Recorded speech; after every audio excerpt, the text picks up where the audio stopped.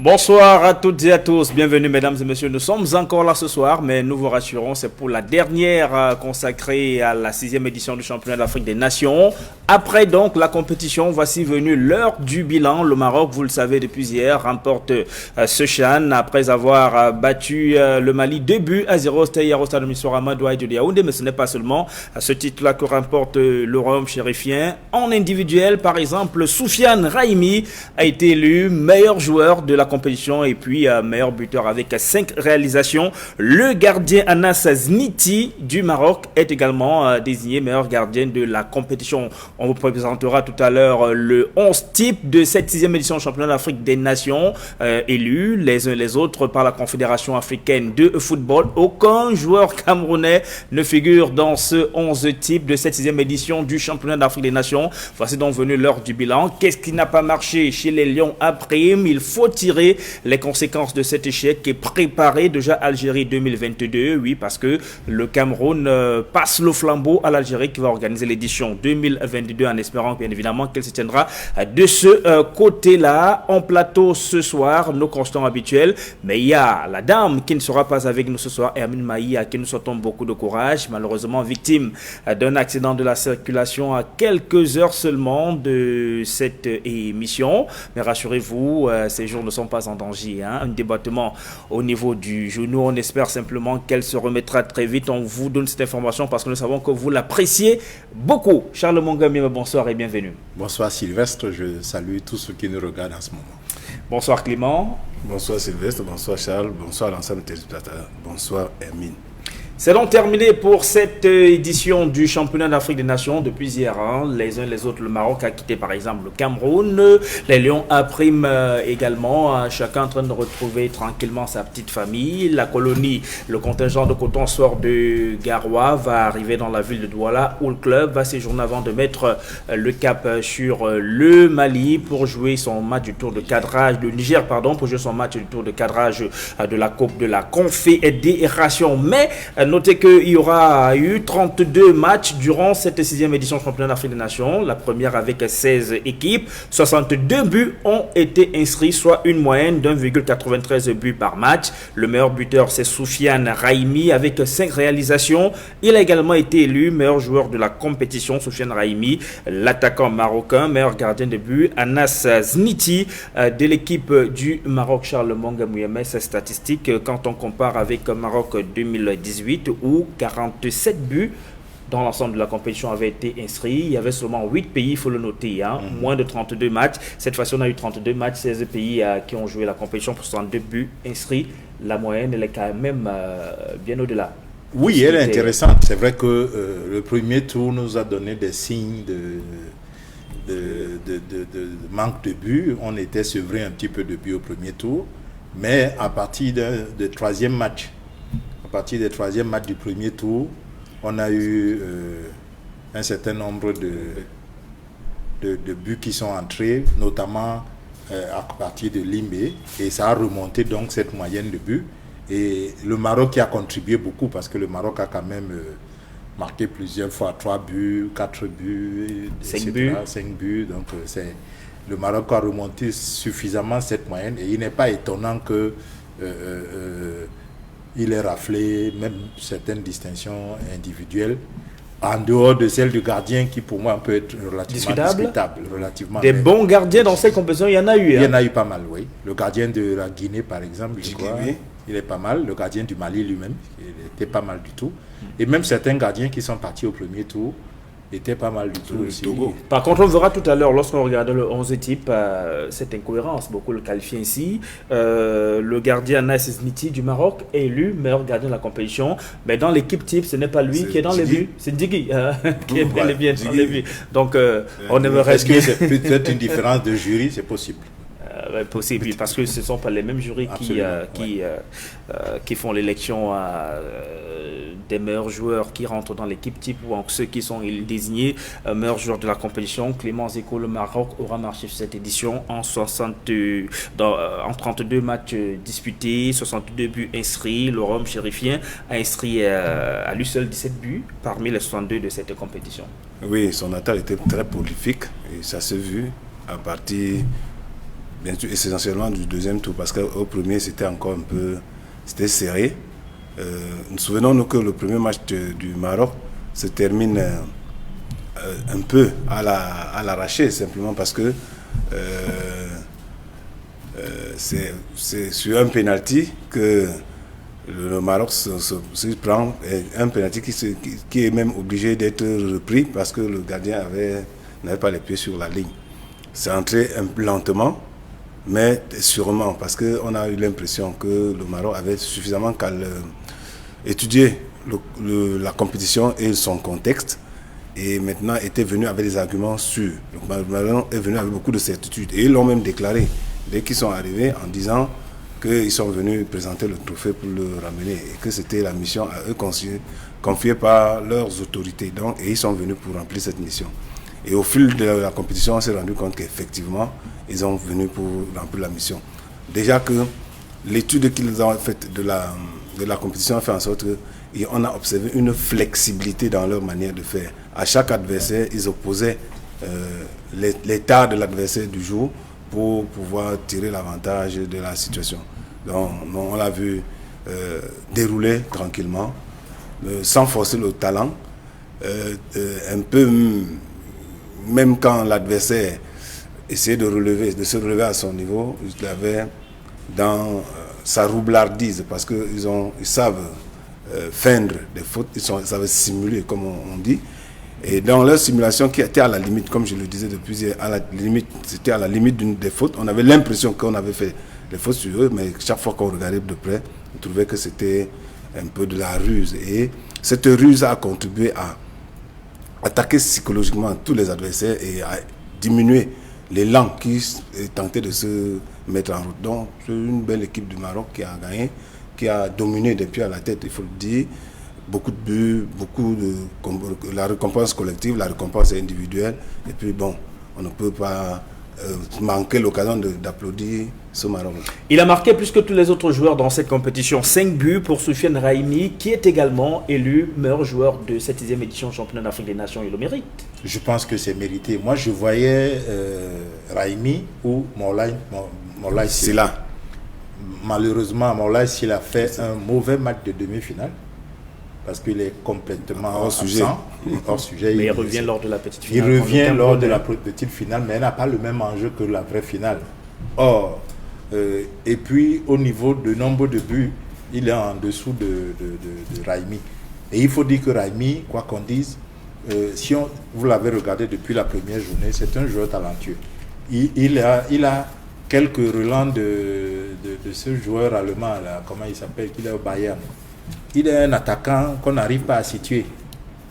Il joue sur le front de l'attaque, un coup à gauche, un coup axial. Vous vous demandez, mais Müller, je veux dire Müller, vous voyez l'attaquant Thomas Müller de Bayern et de l'Allemagne. Parfois, il est difficile à situer sur le terrain. Vous ne savez pas s'il est un second avant-centre. Vous ne savez pas s'il est plutôt dans le couloir gauche. Parfois, il joue carrément comme numéro 10.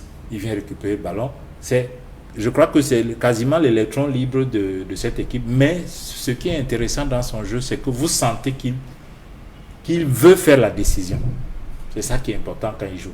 Chaque fois qu'il a le ballon, vous sentez que son objectif, c'est de faire une décision avec ce ballon. Et il est également meilleur buteur de la Botola League, le championnat première division du Maroc, meilleur joueur du championnat du Maroc. Donc c'est vraiment, on l'a vu venir. Parce que leur buteur habituel, celui de l'avant-centre numéro 9, c'est Kairi, donc, leur avant-centre, le numéro 9, qui avait marqué 9 buts au cours du dernier CHAN, il était un petit peu moins fringant au cours de ce CHAN. C'est vrai qu'il est monté en régime un peu au fil des matchs, mais vraiment il a commencé petitement. Il ne se retrouvait pas, il avait même du mal à se positionner sur le terrain. Mais il s'est retrouvé, mais il était très maladroit par rapport au dernier CHAN, curieusement, parce qu'au dernier CHAN, il était un killer. C'est-à-dire que chaque fois qu'il avait le ballon, on avait l'impression que chaque fois que le ballon le touchait, il prenait la direction des filets. Mais cette fois-ci, il a beaucoup essayé. Beaucoup de têtes décroisées, des reprises, et les gardiens, soit les gardiens prenaient le ballon, soit les poteaux s'en mêlaient. Il a vraiment Il aurait pu être lui aussi meilleur buteur sur ce chantier, encore. Parce qu'il avait beaucoup d'occasions, mais il en a embarqué beaucoup. Mais Raimi, vraiment, c'est indiscutable pour moi.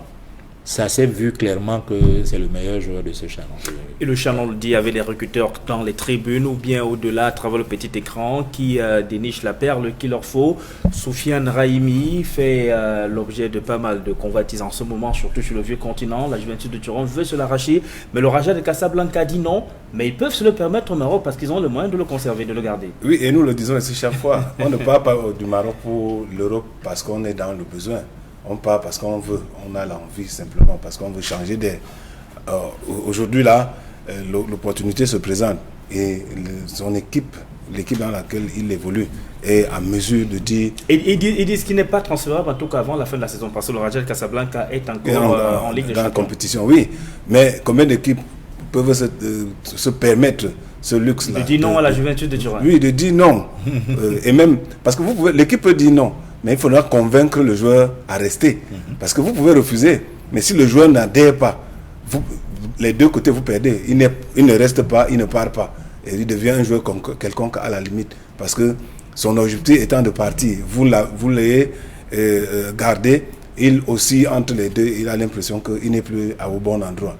Par contre, si les offres sont alléchantes du côté de son équipe où il est au quotidien, où il a déjà ses repères, il peut ne pas partir.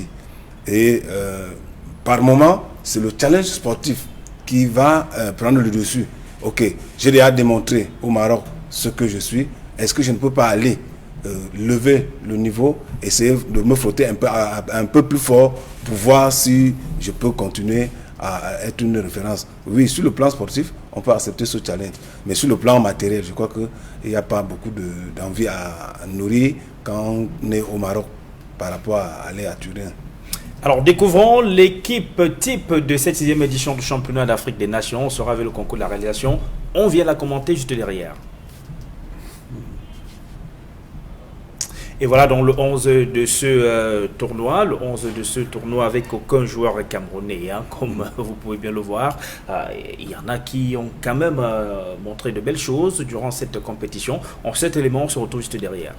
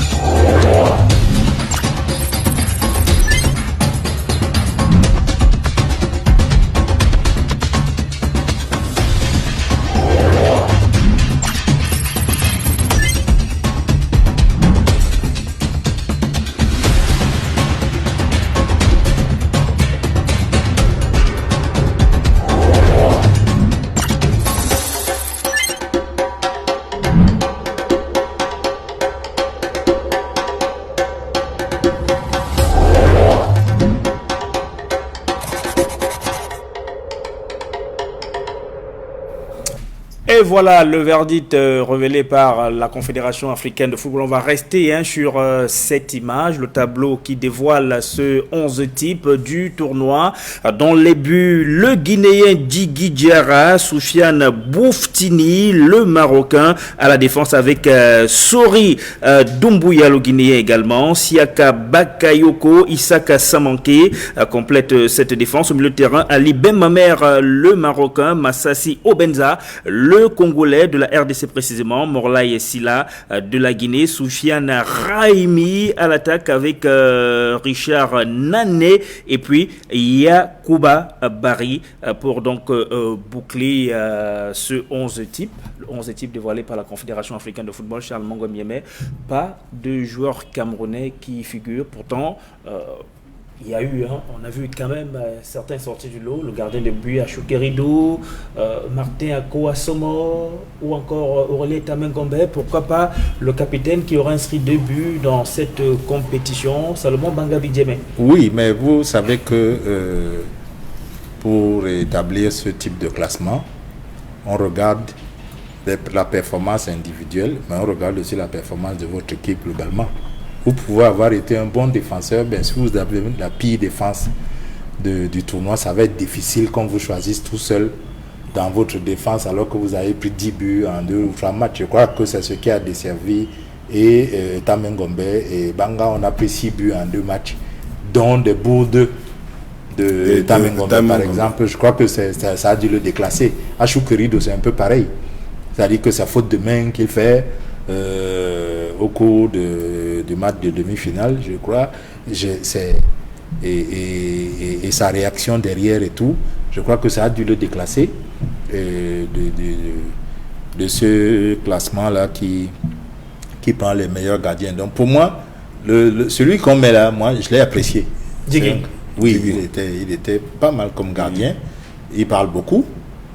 Il sermonne ses défenseurs à tous les coups. Il veut qu'il soit toujours bien placé et tout. Non, je pense que Asomo, nous l'avons dit ici hier, sincèrement, il joue quasiment dans la même position que Raimi. Donc vraiment, ça va être difficile pour lui qu'il puisse être choisi devant Raimi. C'était très compliqué. Et quand vous regardez dans notre milieu de terrain, nous-mêmes, nous avons dit que il n'y avait pas grand monde à choisir là-dedans. Quand vous avez les Morla ici, là, vous ne risquez pas de prendre un milieu de terrain camerounais. Donc quand vous avez enlevé cela, Banga, il avait un gros problème de relance et lui aussi subit les buts qu'on a encaissés. Donc on va difficilement considérer le défenseur central et capitaine du Cameroun quand on a encaissé autant de buts. Je crois que ça a joué contre eux. Mais, comme je le dis, je veux vu par exemple être d'accord avec la sélection dans ce 11 type de Isiaka Samanké qui a été expulsé. Oui, qui a été expulsé en finale. Oui, c'est un gars solide sur l'homme et qui abat un travail vraiment de titan sur son couloir. Sincèrement, il fait des allées et venues à la même vitesse, avec la même énergie du début à la fin du match. Même hargne. C'est-à-dire qu'il est très... Mais bon, hier, son carton rouge, on peut estimer qu'il est peut-être justifié par s'il atterrit sur le pied de l'adversaire, mais à vitesse réelle, il pouvait difficilement l'éviter. Donc je crois que le carton jaune qu'on lui donne là peut paraître sévère. On peut annuler l'autre carton jaune du Marocain sur cette action, mais on le sermonne verbalement et ce serait pas plus mal. Il avait déjà un carton. Je crois que sur le plan de la psychologie, de l'arbitrage aussi, on aurait pu éviter ce carton jaune, ce deuxième carton jaune qui lui donne le rouge à 2 ou 3 minutes de la fin. Mais son adversaire aurait aussi pu perdre sa jambe. Oui, mais c'est des actions, il faut dire que son adversaire lui-même vient comme une faucheuse. Quand il arrive lancé. Et la commission des arbitres sanctionne fermement ces actions justement pour protéger les joueurs. Oui, mais lui aussi, il aurait pu faire mal au latéral de Guinée. Dès qu'il est arrivé, vous avez vu son tacle. Du Mali, pardon. Vous avez vu son tacle. C'est-à-dire que les pieds ne sont pas tout à fait au sol. Et le Malien saute justement pour éviter que il reçoive ce tacle-là au niveau des chevilles. Et c'est dans son saut qu'il atterrit maintenant sur la jambe de l'autre. Or, quand vous regardez l'action, il est focalisé sur le ballon après, parce qu'il a réussi à sauter l'obstacle. Lui, il est focalisé sur le ballon, mais on le ramène sur la faute. était-elle intentionnelle, ne l'était-elle pas? Bon, il a pris son carton, mais ça n'enlève rien du tout à l'ensemble du tournoi qu'il a produit. Il a été un bon défenseur, arrière latéral droit, et je pense également qu'il a mérité. C'est le visage que vous reconnaissez, même si vous ne le connaissiez pas avant. Quand vous regardez un match du Mali, vous le remarquez forcément. C'est difficile de ne pas le remarquer. C'est un véritable mur. Hein? Ah oui, solide. Très solide. Personnellement, il nous rappelle un certain Morales Cafou. Bon, peut-être pas au niveau de l'apport offensif. Oui, de l'agilité. Il est peut-être un peu moins agile, mais il est... La baraka, etc. Ouais. Il est peut-être présent. Clément Zeko, 11 types. La Confédération africaine de football a donc mis ces différents joueurs là-dedans. Il y a d'autres joueurs qui sont illustrés durant la compétition, mais il fallait bien choisir 11 parmi les meilleurs. Vous êtes d'accord avec ce 11 type? Oui, je suis d'accord avec le 11 type. Surtout que la lecture de ce 11 type devient facile puisque c'est dans ce dispositif-là que le Cameroun s'est déployé du début à la fin. Donc ça veut dire que si les nôtres avaient des qualités supérieurs, ils auraient étalé ça simplement parce que jouant dans le même registre. Vous allez voir qu'il y a des équipes qui n'ont pas eu le dispositif en 4, 2, 1, 3 comme c'était le cas par exemple pour le Cameroun, pour ne pas dire 4, 3, 3.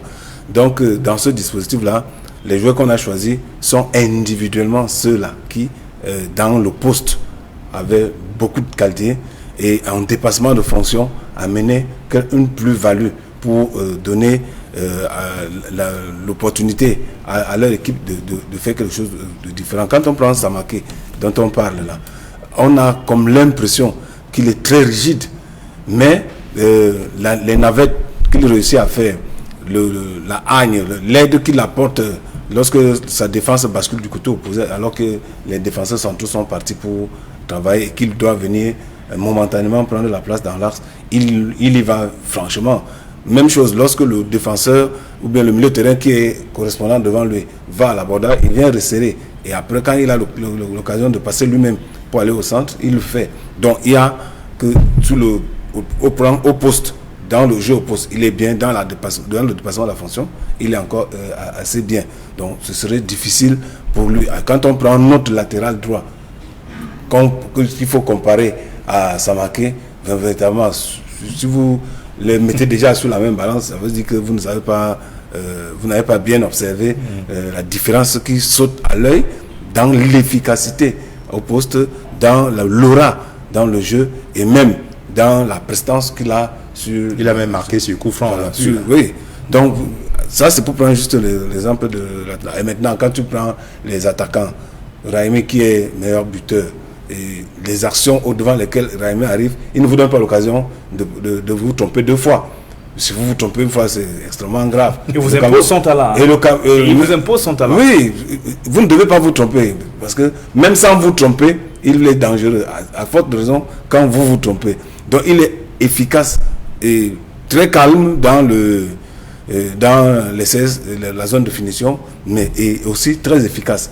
Donc, si vous voulez le mettre sur la même balance qu'avec Mani Cré ou bien Soga, il y a pas mal. Il y a quelque chose qui ne... Mais dans le mérite, est-ce qu'il y a quand même un joueur camerounais qui était sur la voie? Non, oui, bon, disons, s'il y avait 3 remplacements à un poste, on pouvait prendre encore dans l'axe, parce que même après les 2 qui sont choisis là, il y a les doublures ne peuvent pas être camerounais de facto, parce qu'il y a encore un petit écart entre les remplaçants et les meilleurs, nos meilleurs. Mais il ne faut pas oublier, ils ont quand même fait, ils ont donné du meilleur qu'ils ne pouvaient. Mais au-dessus d'eux, il y avait des gens plus forts. C'est le sport, ça voit, ça saute. C'est comme le nez sur le visage, ça se voit. Donc, il ne faut pas... ce n'est pas par sentimentalisme ou bien par paternalisme. C'est juste qu'il y a des critères qui sautent aux yeux. Et Clément, dans ce 11 type, on voit une importante présence des joueurs du Mali et de la Guinée, 2 pays d'Afrique de l'Ouest. Ces 2 pays qui sont en train d'émerger, ça se voit. Hein. On travaille beaucoup au niveau du football jeune et les résultats sont là. Prenez une équipe comme celle du Mali qui était à Sochan, qui est vice-championne, moyenne d'âge 22 ans. Quand même, pour une sélection à prime, 22 ans, moyenne d'âge, ça veut dire qu'il y a un travail qui est fait à la base. Oui, ça veut dire que c'est un pays qui a un projet avec ses sélections. Parce que si on veut gagner le CHAN à tout prix, on peut prendre 11 trentenaires ou 23 trentenaires, on joue avec eux. Mais on sait qu'il n'y a pas d'avenir avec eux, surtout s'ils n'ont pas beaucoup de talent. On peut en greffer quelques-uns, je crois que toutes les équipes l'ont fait. C'est-à-dire on greffe 2 ou 3 joueurs d'expérience, mais on se dit c'est A', c'est le football local, on a envie qu'ils franchissent la dernière marche. Et on veut les exposer pour qu'ils puissent aller ailleurs, prendre d'autres expériences et venir enrichir la nation. Or, vous savez qu'aujourd'hui, les recruteurs, quand vous avez 30 ans, ça commence à être compliqué. Il faut que vous soyez spécialement doué pour qu'on se dise qu'on peut encore vous exploiter 2 ou 3 ans. Et je crois qu'on a vu là l'école malienne et guinéenne, l'école de l'Afrique de l'Ouest en général, qui aime former des beaux joueurs, c'est-à-dire des gars qui savent jouer au ballon, qui font plaisir à jouer. Et je vous ai dit que Mola ici, là, lors de sa dernière interview, quand il était encore homme du match, il a dit c'est le plaisir qu'il a de jouer. Et je l'ai vu, c'était en demi-finale, il a été très malheureux d'avoir loupé le dernier tir au but. Ses camarades étaient obligés de venir le chercher quasiment à la surface pour le ramener, parce qu'on a compris que comment il a pu faire un si grand tournoi et il vient échouer vraiment sur le geste qui paraît le plus simple pour lui, puisqu'il marque des coups francs avec des murs, mais là il y a un seul obstacle dans les buts, il n'a pas pu le passer alors qu'il passe des murs, etc. Donc je crois que, mais lui par exemple, bon là ici là, je suis très content de le voir dans cette équipe type, mais il montre aussi que nous avons un travail physique et athlétique à battre en Afrique. Parce que vous avez vu qu'il a du mal à répéter des matchs de très haut niveau de qualité. Il a plongé. Même en finale, il n'était pas le Nora-Sila du premier tour. Même en finale. Il est revenu un peu, mais pas tout à fait. Parce que j'ai l'impression que les efforts, la répétition des efforts, c'est encore un problème. Et là-dessus, point de vue, je crois qu'il faut qu'il travaille là-dessus, parce qu'il est bourré de talent, ce garçon. Vraiment, il fait plaisir à voir jouer. Avec le choix, parier sur la jeunesse pour venir jouer le CHAN quand même, ça il faut oser, parce que beaucoup viennent au CHAN pour le remporter avec des joueurs qui ont une certaine maturité. Avec ce choix, pensez-vous que le Mali a déjà des visées sur la prochaine Coupe d'Afrique des Nations? Forcément. Le Mali préparerait déjà la Forcément. Le Mali prépare une grande équipe nationale. Je suis certain que même n'ont pas défini en quelle année ils auront une équipe véritablement décisive qui va gagner les CAN et tout ça. Mais ils préparent une façon de jouer à la malienne pour qu'à un moment donné, les choses se déroulent. Vous savez, c'est les Français qui disaient que le football, c'est un jeu qui se joue à 11 contre 11, mais c'est toujours l'Allemagne qui gagne. Parce que pendant un bon moment, quelle que soit la génération de footballeurs allemands, vous avez toujours du mal avec eux. Parce que s'il y avait déjà un moule, un état d'esprit, une philosophie de jeu allemande, je crois que le Mali, ces équipes de l'Afrique de l'Ouest sont en train de travailler dans ce sens-là. Bon, les A', ce n'est pas une sélection d'âge. Donc, on peut mettre même quelqu'un de 45 ans, il n'y a pas de problème s'il est efficace et ça vous fait un palmarès. Mais je crois qu'ils se disent peut-être que, bon, la compétition A', on ne l'épingle pas encore sur les maillots parce que c'est la compétition à étoiles. Les gens cherchent à avoir un certain nombre d'étoiles sur la poitrine. Bon, les A', ce n'est pas encore à ce niveau. Peut-être qu'ils se disent qu'ils peuvent encore souffrir de perdre ça à condition qu'ils aient une équipe, qu'ils aient bâti un sentier pour que le footballeur malien, le footballeur guinéen, quand il arrive, il trouve qu'il y a déjà un canevas et qu'il travaille dans ce sens-là, les entraîneurs et tout le monde. Et ça montre qu'il y a quand même des gens qui pensent leur football. Et c'est ça qui est important. Maliens et Guinéens ont quand même beaucoup de joueurs qui sont là à l'étranger, qui sont revenus espérant jouer ce CHAN, mais les sélectionneurs ont choisi de faire le pari, de venir au Cameroun avec les jeunes, contrairement à ce que Arteta Toumoupi et son groupe ont fait, d'aller chercher des joueurs en fin de carrière, Jacques Zoua, Yannick Dieng et les autres, une équipe plutôt vieillissante pour chercher peut-être à sauver l'honneur d'une mauvaise organisation du football sur le plan local. Le Mali qui a fait le pari de la jeunesse, on a vu que là, ça a plutôt payé dans le sens positif. C'est vrai que le Mali souhaitait remporter cette édition du championnat africain des nations. Mais il faut rappeler que les Maliens sont venus au Cameroun sans championnat, sans match de championnat dans les jambes. Ça veut dire qu'il y avait quand même une structuration à la base. Oui, ils sont jeunes par rapport à l'âge chronologique, mais ils sont assez avancés par rapport à l'âge du foot, simplement parce qu'ils commencent plus tôt et ils se mettent à l'ouvrage, ils apprennent étape par étape, sans sauter d'étape. On voit que le Mali est dans un processus de son football qui avance. Mais simplement, ce Mali-ci, même celui-ci, est en train de s'aligner sur le sillage des plus grands. Parce qu'à chaque fois que le Mali part à une compétition, on voit que ce Mali-là peut faire quelque chose. Mais malheureusement, au finish, il y a le Mali et la Guinée. Les deux là ont toujours laissé ce goût amer dans la réussite finale. Une immaturité finale. Oui, mais dans le parcours, dans le jeu, dans la prestation globale, on sent quand même qu'il y a quelque chose à se mettre sous les yeux et ça donne de l'espoir. Maintenant, il leur faudra avoir de penser à faire ce pas qualitatif qui voudrait que du bon jeu naissent les trophées, que c'est le bon jeu. Et je crois que pour emprunter à Clément Aroga, ce qui leur manque peut-être, parce qu'on l'a observé sur plusieurs compétitions, c'est ces attaquants tueurs. C'est-à-dire, c'est des gars qui manient le ballon, mais qui ne sont pas des tueurs dans la surface de réparation. Oui, à certains moments, vous avez l'impression qu'ils prennent tellement du plaisir à jouer qu'ils oublient que le jeu n'est qu'un moyen. Dans la surface de réparation, là, il faut quelqu'un maintenant qui finit.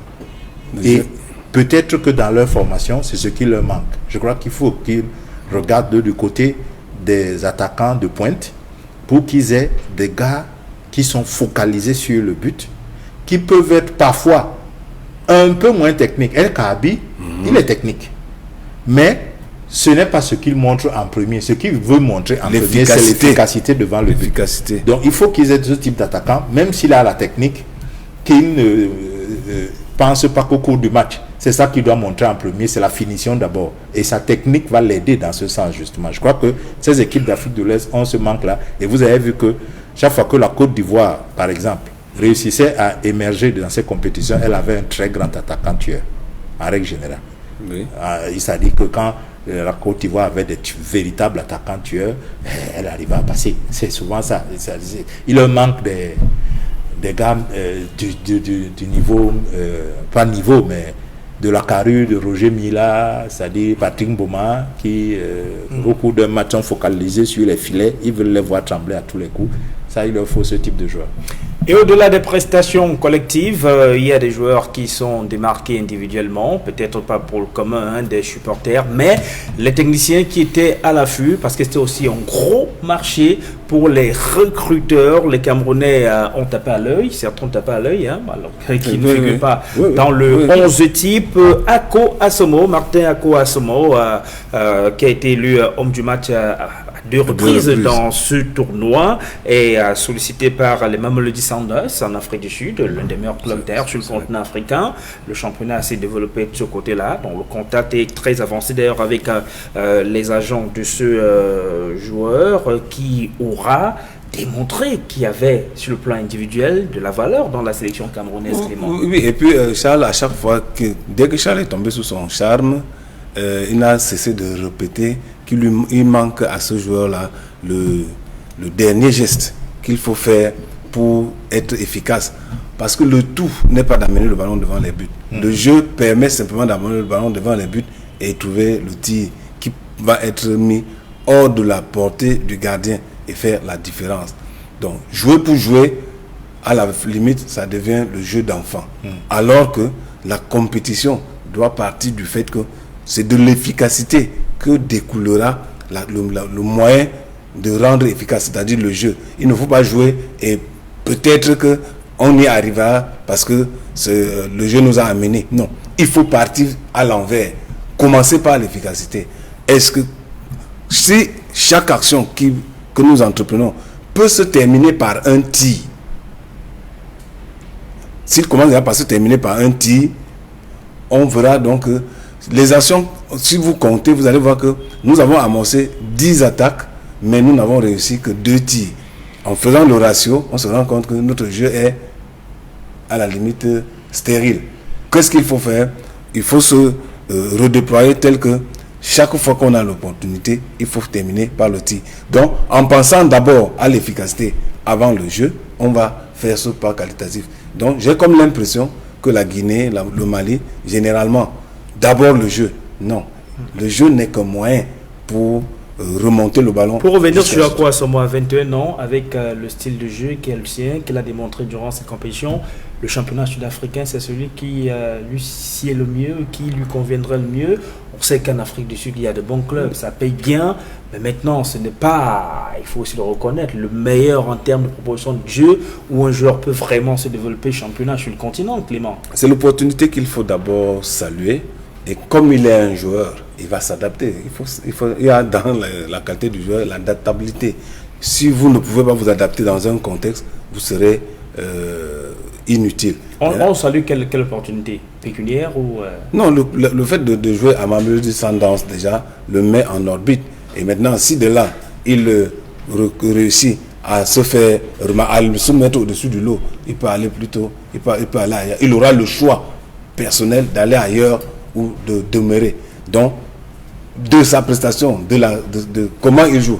Parce qu'il n'est pas encore temps de dire qu'il a déjà une manière de jouer qui ne peut pas être adaptée à la frustration. C'est trop tôt pour ce jeune joueur qui est en devenir. Sa formation aura été faite telle qu'il soit capable d'évoluer dans différents systèmes en fonction de qui sont les facilitateurs que j'ai autour de moi et quelle est l'organisation qu'on met dans le jeu globalement et même dans l'équipe. Donc il est encore suffisamment jeune pour s'adapter. Il n'est pas vieillissant, il n'est pas sortant, il est débutant.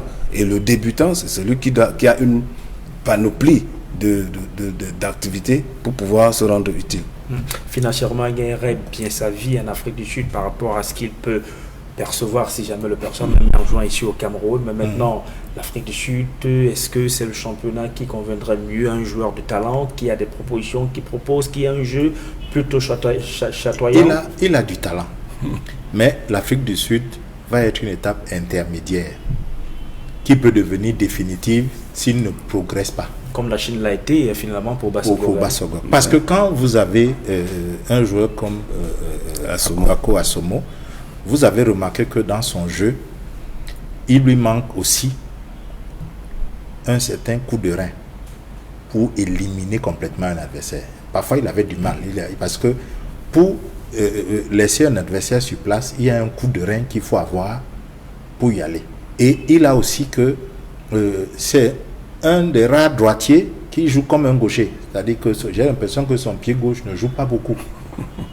Généralement, les droitiers jouent des deux pieds presque plus aisément que les gauchers. Lui, c'est un gaucher droitier. C'est-à-dire qu'il a les défauts de gaucher. Un droitier unijambiste. Il est unijambiste comme droitier quasiment. Donc, il faut qu'il progresse aussi dans ce sens-là. Parce que ça va l'aider dans la couverture de balle, etc. À certains moments, il ne couvrait pas bien son ballon. Mais simplement, ce que je veux dire, c'est que si aujourd'hui, on est en train de considérer qu'aller en Afrique du Sud, c'est une étape supérieure par rapport au Cameroun, c'est parce qu'on a laissé tomber notre football. On l'a mal organisé. On a torpillé notre foot.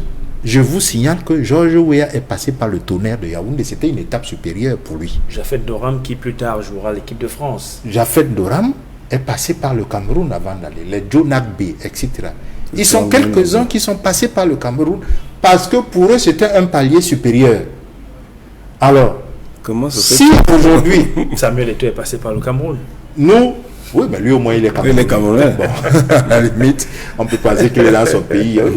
Les étrangers qui sont passés ici estimaient que aller dans ce pays du foot, on va progresser et on sera un peu mieux vu du côté de l'Occident. Et ça a été le cas. Ils sont quasiment tous partis et ils ont fait de belles carrières, il faut le souligner, parce que Doram à Nantes et après à Monaco, c'est vraiment la crème de mieux terrain en France. Jusqu'aujourd'hui, on cherche les mieux terrains de cet acabit-là. Il n'y en a pas beaucoup. Weah, j'en parle pas, parce que le premier ballon d'or... unique ici, africain. Oui, ballon d'or européen remporté par un Africain. Pas un Africain, c'est l'unique. Et à l'époque, c'était le premier non-européen. Oui. Puisque c'était réservé Donc je dois dire que voilà pourquoi les dirigeants de notre football sont extrêmement blâmables. Extrêmement blâmables. Parce que c'est les Sud-Africains qui devaient chercher à venir jouer au Cameroun. Très honnêtement, ces gens sont passés par une période d'apartheid longue. Pendant ce temps, nous avions déjà un championnat qui attirait des étrangers. Afrique du Sud, ce n'est que depuis 1995. Hein. C'est ce que je dis. Ils ont un championnat. Et ce n'est pas la discipline forcément reine là-bas. Je crois que le rugby est au-dessus du football. Mais si aujourd'hui nous en sommes à nous contenter d'y aller, on est même arrivé aller au Soudan. C'est un progrès. Aller en Tanzanie, aller au Rwanda. Donc je dis que... Parce que malheureusement, Cameroun, désormais, on considère le progrès par rapport à ce que vous gagnez. Par rapport à ce que vous gagnez. Or, chez nous, on ne gagne rien. Or, à l'époque, justement, nos footballeurs aussi ne s'expatriaient pas beaucoup parce qu'ils étaient quand même bien. Oui. On les mettait en entreprise. Et l'entreprise supportait le salaire que l'équipe aurait dû supporter. C'était un schéma, c'était un modèle. On aurait pu le perfectionner. Et puis même les contrats étaient bons, hein. Étaient bien meilleurs que ceux d'aujourd'hui. Oui, les contrats étaient meilleurs, mais je dis que... Et progressivement, en quittant le foot, tu te stabilisais dans la société. Tu restais dans l'entreprise. Et tu prenais ta retraite. C'était un schéma qui était intéressant. On aurait même pu avoir aujourd'hui plus de possibilités qu'avant. Je crois qu'il y a plus d'entreprises. Mais seulement, on a sabordé notre foot. Des gens, ils sont entrés pour faire autre chose que le foot. On a commencé à avoir un championnat, 20 clubs, etc. C'est trop. On aurait 14 ou 16 clubs. On pourrait caser ces gars-là pour qu'ils aient un salaire qui soit honorable, que ce soit un emploi décent, le foot au Cameroun. Le foot au Cameroun n'est pas un emploi décent.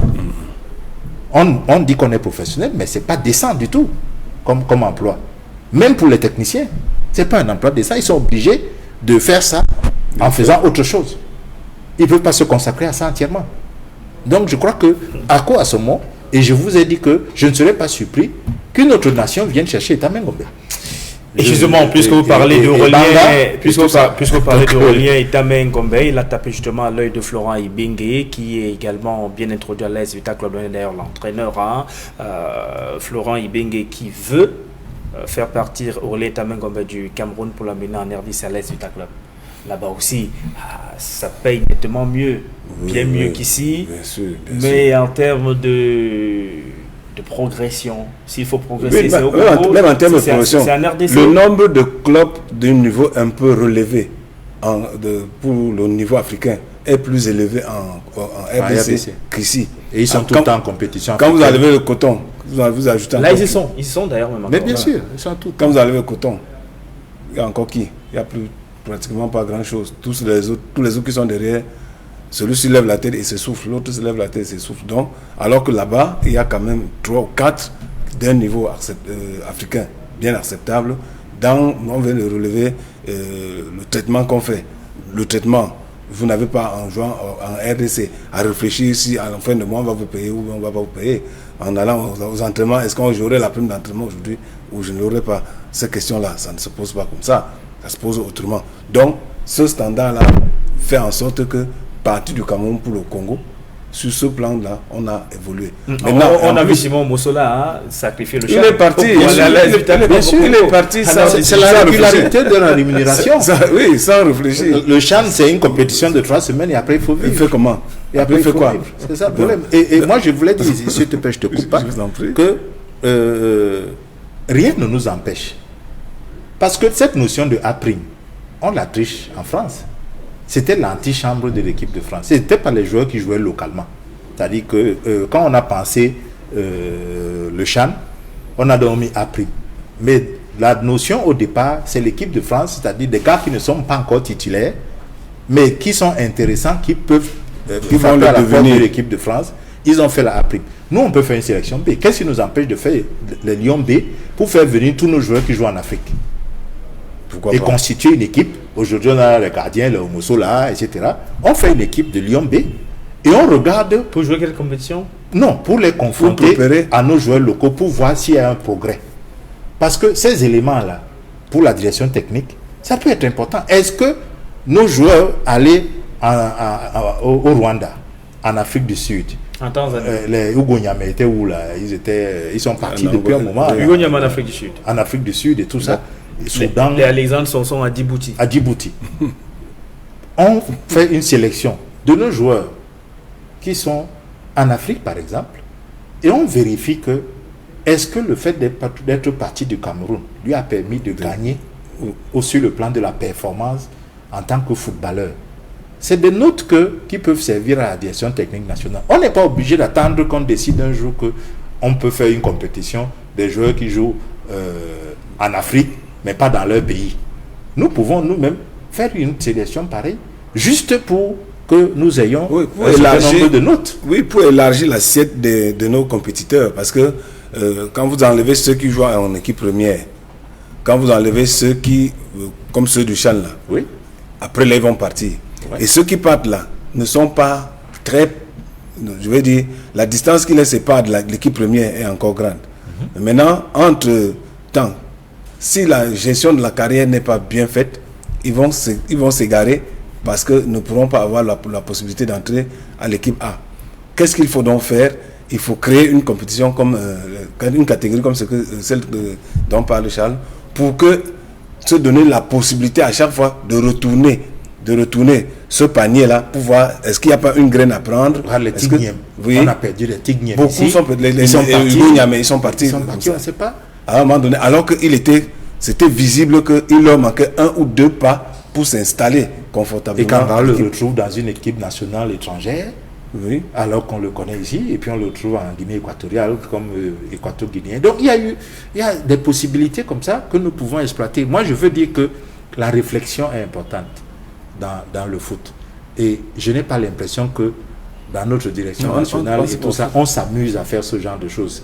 C'est des petites choses qui font avancer. Mais comme nous voulons toujours être dans la posture de consommation des idées des autres, alors que nous pouvons en produire, dommage, on est toujours à la traîne. Alors, après avoir parlé d'Asso Akwa-Somo et d'Aurélien Itamengombe qui sont sollicités après ce CHAN par des clubs à l'étranger, ça reste des clubs africains, oui. Pour Akwa-Somo, il est sollicité par les Mamelodi Sundowns en Afrique du Sud et Florent Ibenge qui veut emmener à l'AS Vita Club Aurélien Itamengombe. Pour l'instant, c'est pas encore fait, mais les discussions sont très avancées, surtout pour le cas Akwa-Somo. Martin Tungumpile, attention, quand on parle de lui, c'est pas pour dire qu'il est aussi sollicité par des clubs comme ses joueurs, c'est plutôt que lui. La question lui a été posée s'il, après cet échec, démissionnerait. Est-ce que ça lui taraude même l'esprit? La réponse qu'il a donnée, c'est parti où il a été nommé là par les dirigeants du football camerounais. Si il faut partir, c'est eux qui doivent prendre la décision. Comme quoi, la culture de la démission au Cameroun, c'est un serpent de mer. Oui, mais sur ce point, au moins, il est cohérent, à mon avis.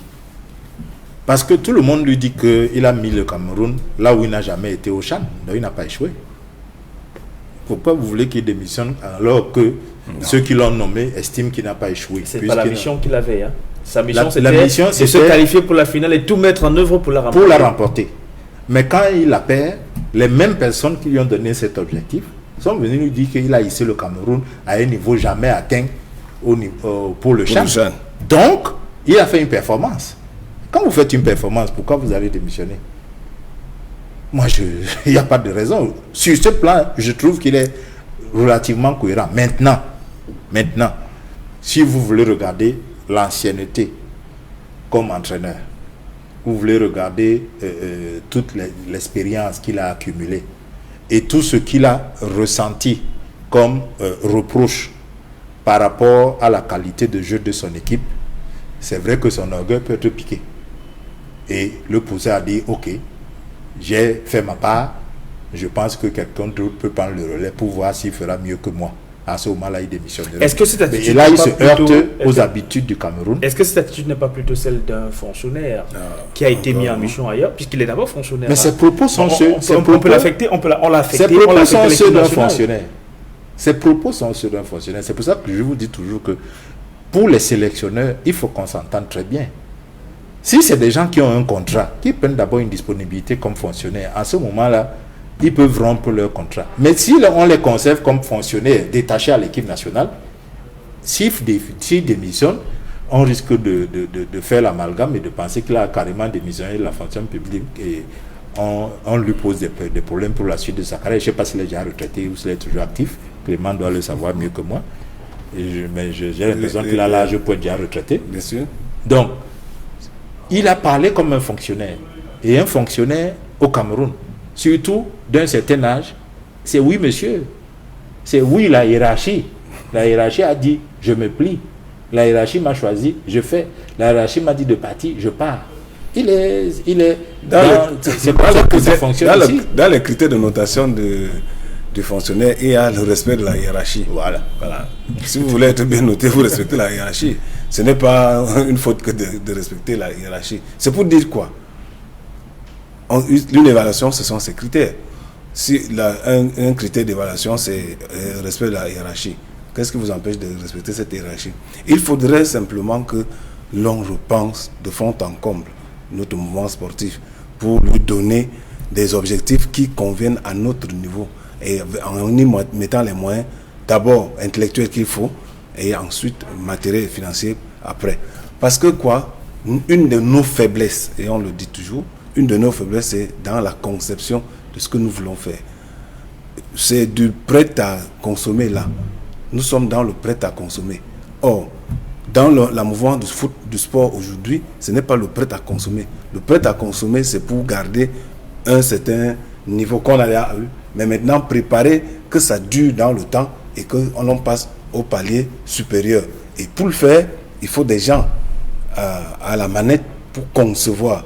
Et il faut qu'on leur donne les moyens pour concevoir et que ça soit sur la durée. Toutes les difficultés que nous avons, à mon sens, émanent de ce manque de conception. Nous sommes toujours en train d'imiter, nous sommes des suivistes, comme cela est le cas dans plusieurs... Mais il y a aussi la personnalité aussi, Sylvestre, pour en parler. Parce que ce qui s'est produit, par exemple, au niveau de cette équipe de Lyon à Prime, c'est l'Ntungu Pile, avec l'expérience qu'il a, avec les connaissances qu'il a.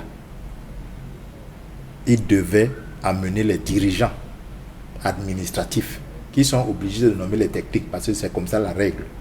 C'est les administratifs qui nomment les techniques. Bon, ok, c'est fait comme ça, mais c'est le technicien qui doit dire à l'administratif que, attention, ce schéma-ci n'est pas bon. J'ai vu un des adjoints, je crois, l'entraîneur Pagou, à la télé hier. C'est Joseph-Antoine Beck qui lui demande c'est quoi un superviseur? Dans votre schéma là, c'était quoi les superviseurs? Il répond que le rôle des superviseurs dans leur schéma, c'était de superviser les équipes adverses. Vous voyez comment on perd sa personnalité, parce que tout de suite on l'a relancé. Vous supervisez les adversaires, mais vous êtes toujours aux entraînements de votre équipe, au match de votre équipe. Vous n'êtes jamais allé regarder les adversaires. Et Bell l'a corrigé en lui disant que ça, en général, ça s'appelle scout.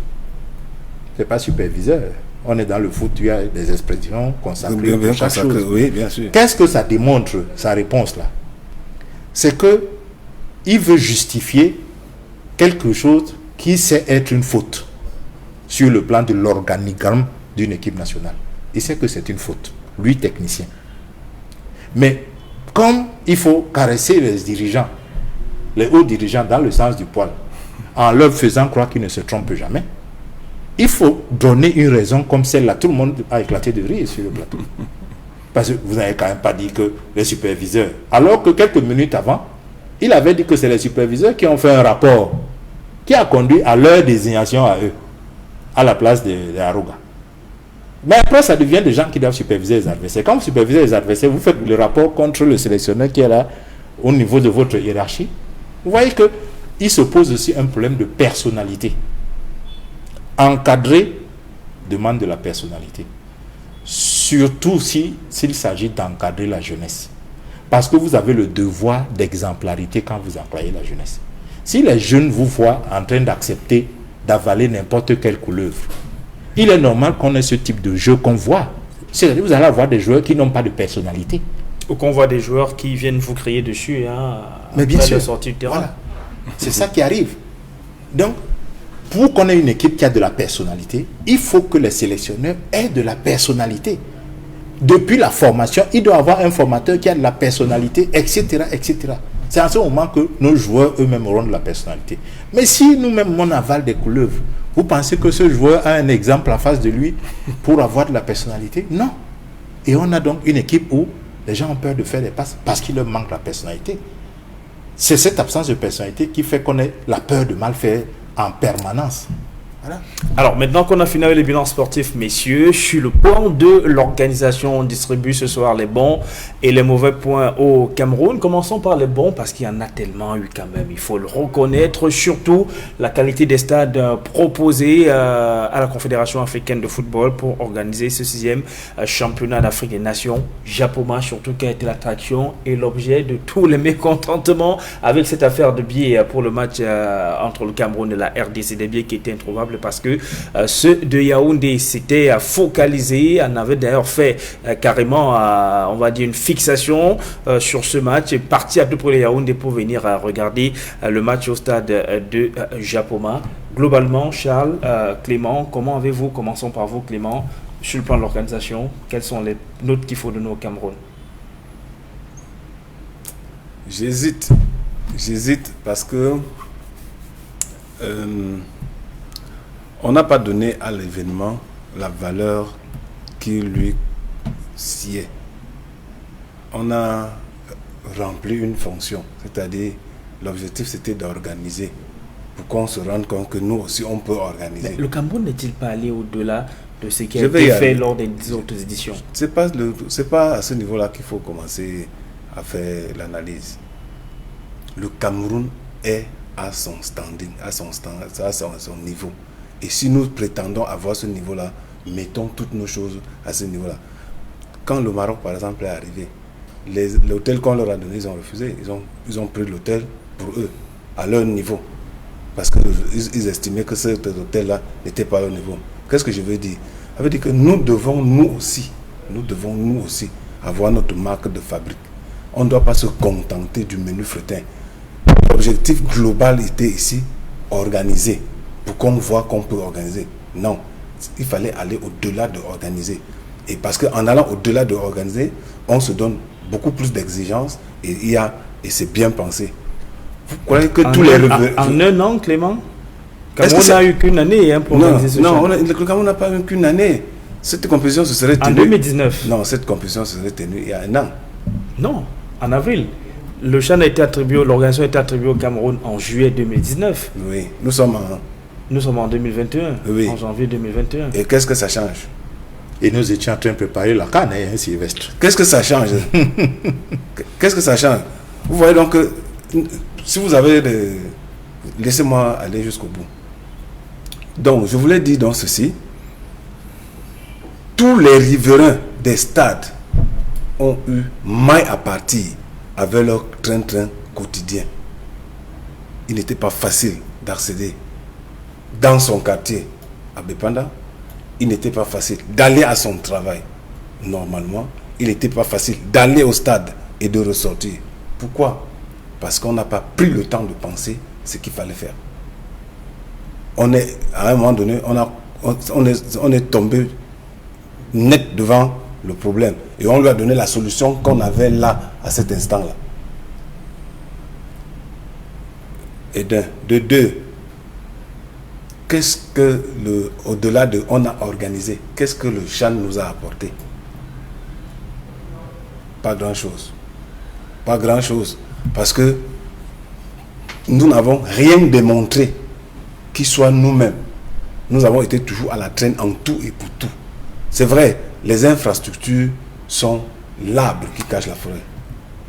Les infrastructures, à ce niveau-là, il n'y a pas à redire. Il y a même à redire simplement parce que éduquer le Camerounais à faire bon usage de cette infrastructure n'a pas été, on n'a pas pris le temps pour le faire. Qui doit le faire? Mais qui a construit? Qui a ordonné qu'on construise? Vous allez voir, je ne vous le mets pas au défi, à cette allure-ci là, nous n'allons pas être capables d'entretenir ce que nous avons, de maintenir ce qu'on a. parce qu'on en fera un très mauvais usage et après, on sera incapable d'entretenir. Si des gens vont au stade, comme on a vu, et mettent leurs pieds sur le siège qui est juste devant eux, qui est reprochable.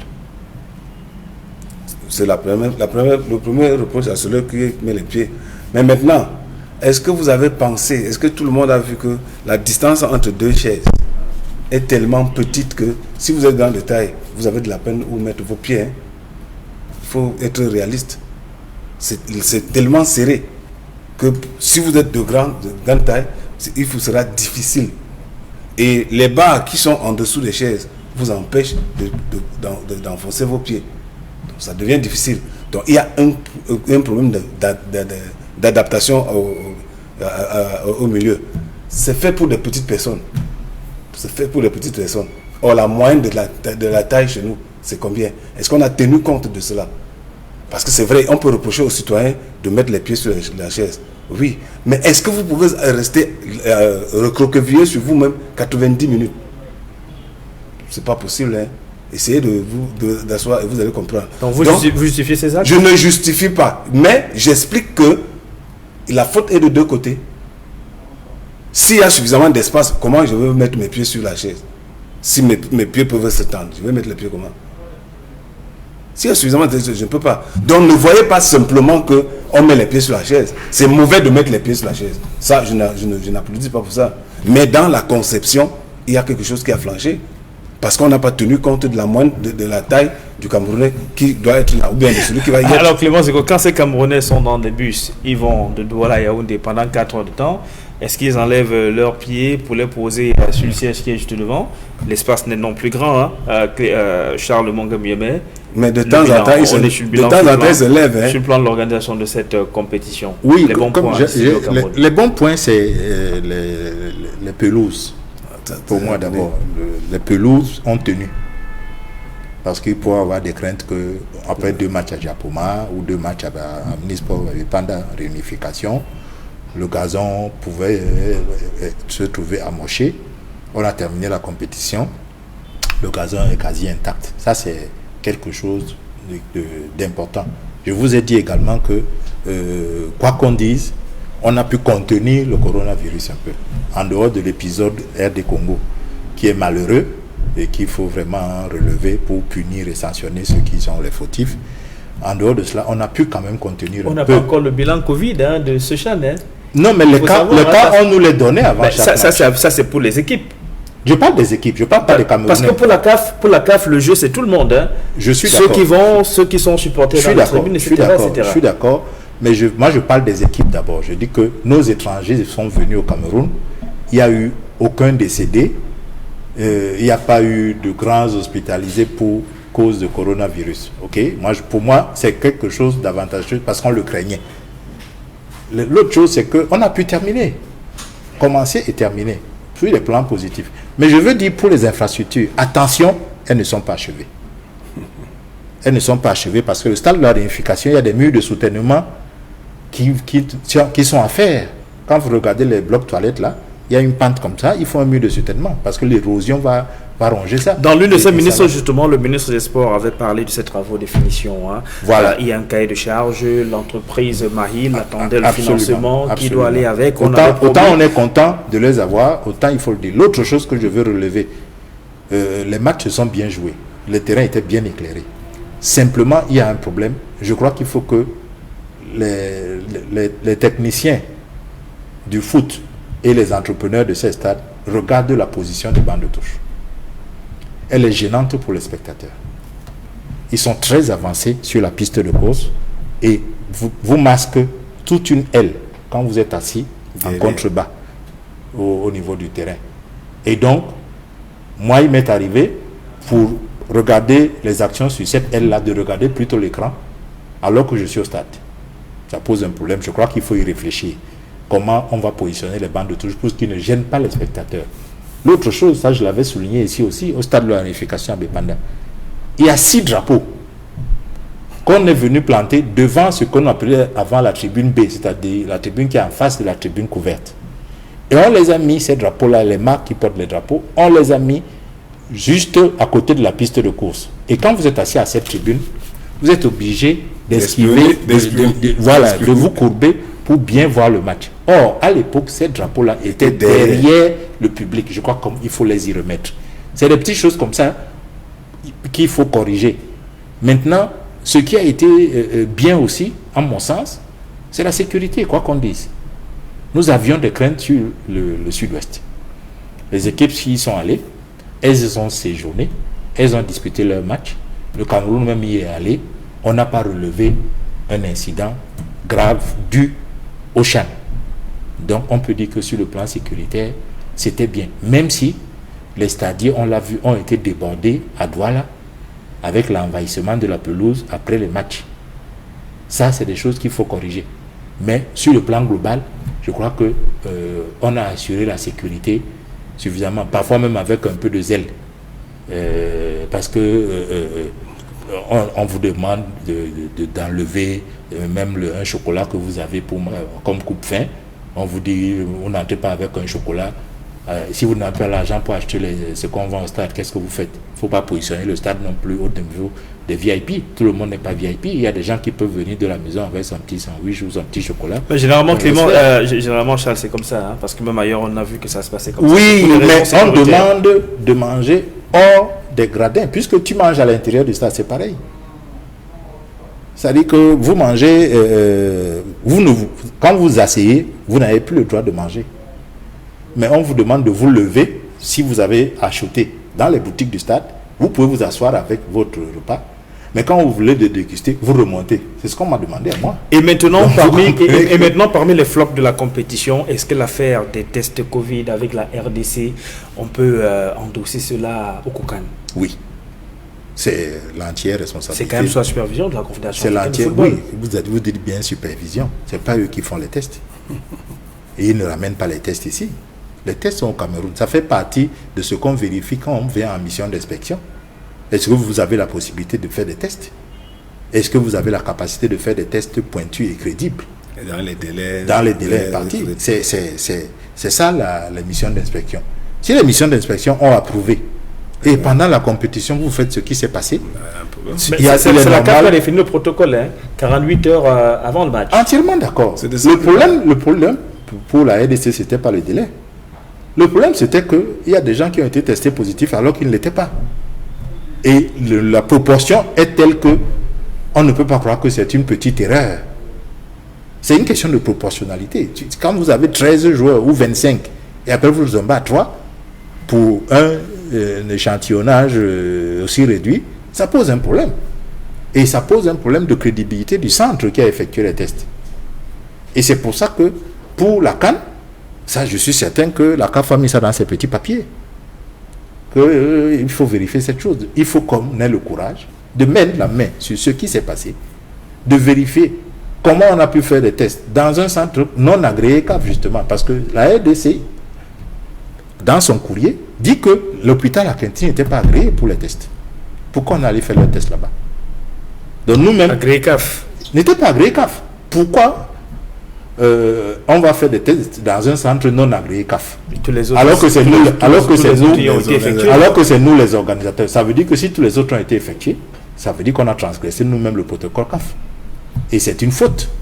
Et il faut mettre la main dessus pour comprendre ce qui s'est produit pour que ça arrive comme ça. Donc je crois que c'est un flop dans cette organisation. Je ne parlerai pas des problèmes de volontaires qui sont des problèmes de décentralisation des moyens.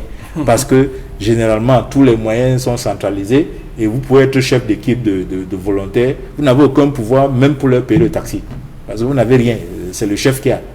Attendez, que ça doit venir du super chef, du grand chef.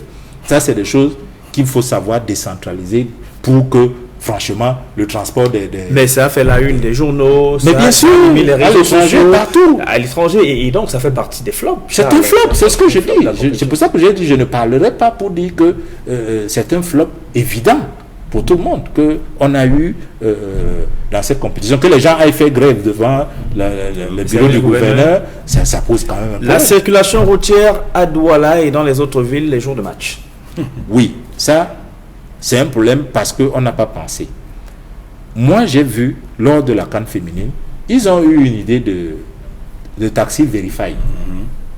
c'est-à-dire des taxis sécurisés, etc.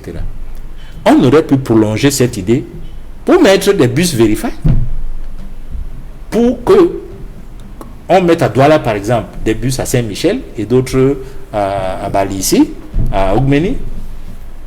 En ce moment-là, les gens seraient allés au stade en passant par le marché des fleurs.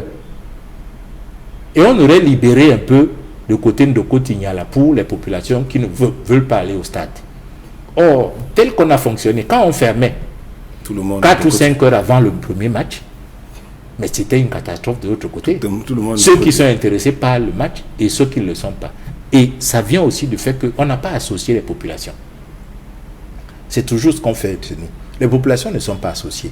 Si on avait associé les populations, on aurait donc associé les mairies suffisamment à temps. Et les plans de circulation ne seraient pas... Les mairies de chaque arrondissement faisaient d'office partie du... Oui, mais vous avez vu à quel moment le plan de circulation est sorti? Est-ce que vous avez l'impression que même vous de la presse, on vous a associé à comment vous voyez le déplacement des gens dans la ville? Je ne suis pas certain. Ils n'ont pas la science infuse. Ils peuvent demander aux populations, vous qui êtes de Niala, comment vous pensez qu'on peut passer? Moi, je suis allé au stade mercredi dernier. Je vous dis pas le chemin que j'ai emprunté, je ne l'avais jamais emprunté. Parce que quand on est arrivé au marché des fleurs, c'était fermé. On a appelé un ami qui habite du côté de Colbon. Il nous a donné un circuit terrible où vous passez par Dakar et après vous prenez la zone industrielle et vous entrez dans le... On est sorti à Colbon. Ou zéro embouteillage, mais c'est une route de quartier quand même. C'est-à-dire que ce n'est pas goudronné, ce n'est pas bitumé. Mais c'est des choses qu'il faut connaître. On aurait pu, en interrogeant dans les populations, gérer ce genre de situation et rendre un peu plus fluide. À la première journée à Japoma, vous avez des spectateurs qui, dans leur véhicule, allaient regarder le match, mais à la fin du match, étaient encore en chemin.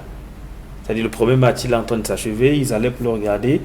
Le deuxième est en train de commencer, ils sont encore en chemin parce que bloqués dans des bouchons. Oui, mais c'est ce qu'il était en train d'expliquer.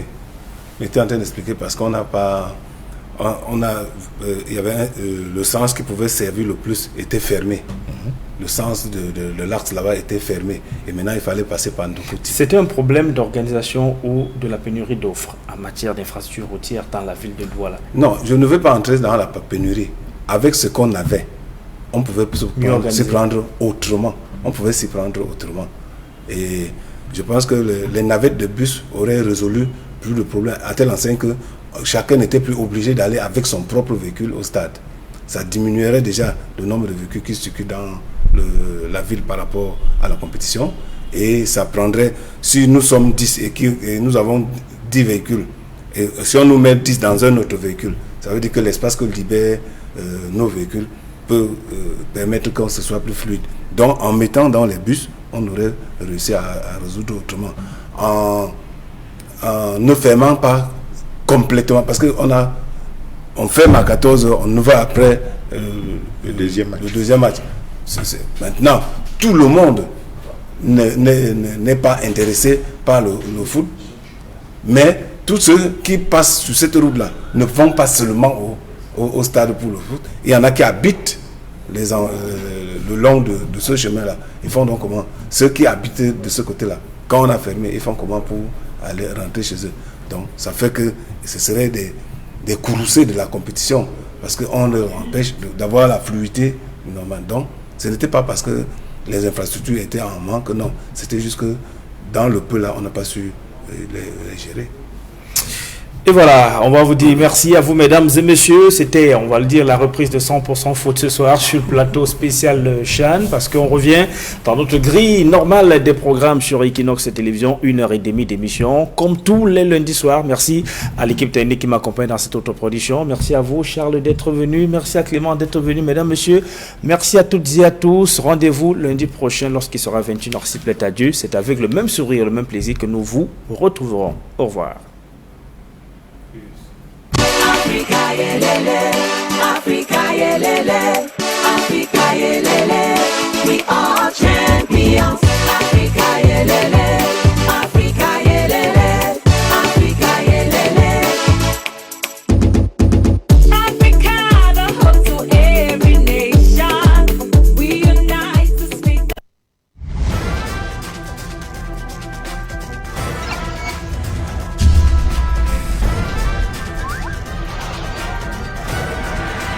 Equinox, télévision.